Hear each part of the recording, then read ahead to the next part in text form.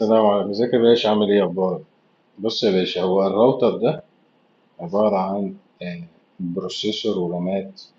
فاما تفصله بتسأل نفسك ليه اما بفصله واشغله بيشتغل تاني من الاول.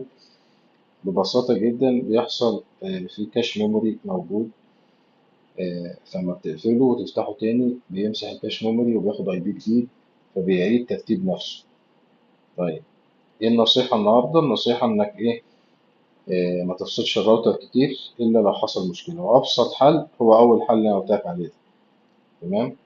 وفي برضه مدونة هسيبها لك في الوصف تحت، شوفها. دي بتشرح يعني التقنية والتكنولوجيا عموما بشكل مبسط جدا، شكل قصة. فالموضوع بسيط. تمام.